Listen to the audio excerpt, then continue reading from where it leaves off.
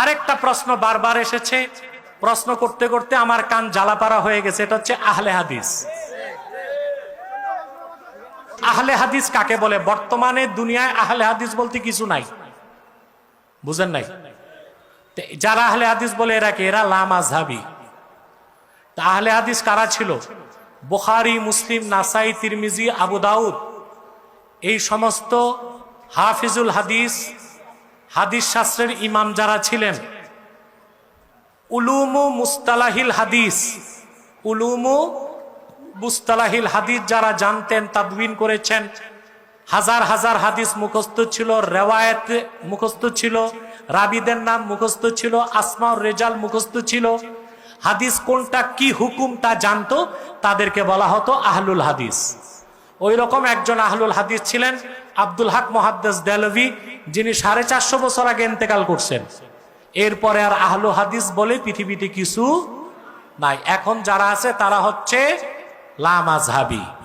এই যে লামাযহাবী, এটা একটা ভ্রান্ত মতবাদ।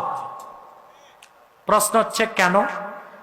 আহলুস সুন্নাহ ওয়াল জামাতের সাথে তাদের আকীদাগত 15টা পার্থক্য আছে। কতটা? সেটা আমার ভিন্ন আলোচনায় আছে, দেখে নিবেন।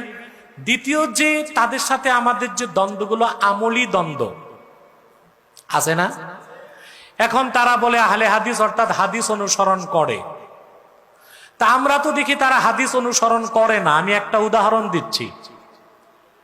আমরা নামাজে যখন দাঁড়াই, রফিয়া দেনে কয়বার হাত তুলি? আর ওনারা কয়বার? বারবার। এখন এই যে বারবার হাত তোলা, এই হাদিসটা বুখারী শরীফে আছে, বুঝলেন? আব্দুল্লাহ ইবনে ওমর বর্ণনা করছেন, প্রত্যেক উঠতে বসতে, রুকুতে যাওয়ার আগে, সাজদায় যাওয়ার আগে হাত তোলা। আমরা হানাফিগণ এই হাদিসটাকে মনে প্রাণে বিশ্বাস করি, আমল করি না। কেন? আমাদের কাছে বুখারীর উস্তাদ আহমদ বিন হাম্বল থেকে হাদিস এসেছে। হাদিসটি বর্ণনা করেছেন আব্দুল্লাহ ইবনে আব্বাস।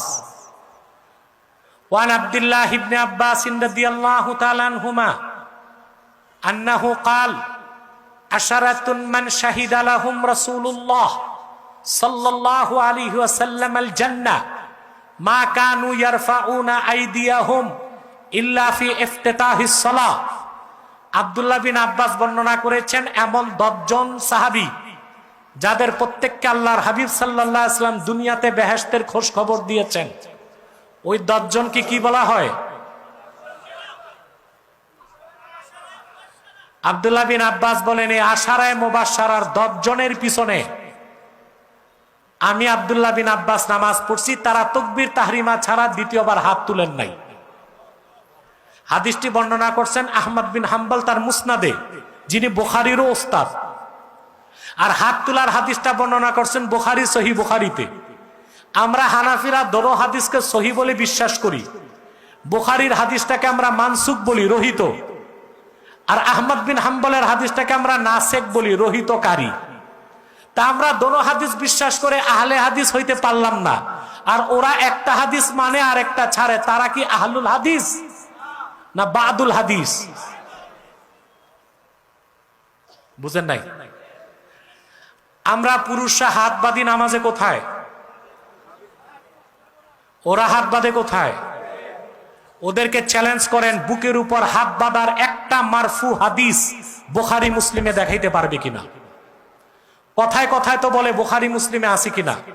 বুকের উপর হাত বাঁধার হাদিস আল্লাহর হাবিবের নির্দেশ, মারফু মুত্তাসিল সনদে একটা হাদিস বুখারী মুসলিমে দেখাতে পারবে? তো ওরা নিজেরাও তো বুখারী মুসলিম মানে না। বরং আমরা সিয়াসিত্তা থেকে দলিল দেই, ইয়াদাউল ইউমনা আলাল ইউসরা তাহতা সুররা, তিরমিজির হাদিস। পুরুষ বাম হাতের উপর ডান হাত ধরবে, নাভির নিচে বাঁধবে।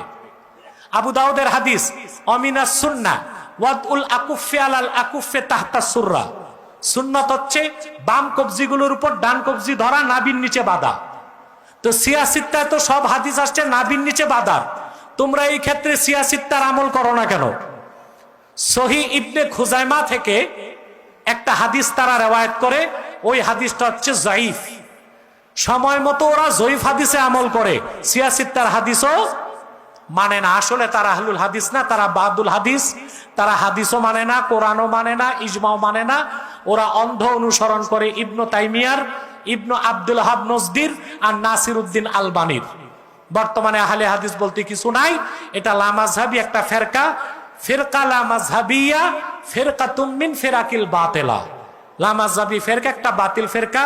কাবা ঘরের ইমাম আব্দুর রহমান আল সুদাইস তিনি গত 4 থেকে 6 বছর আগে তার এক খুতবায় লামাজহাবিদেরকে বাতিল ফেরকা বলে ঘোষণা দিয়েছেন।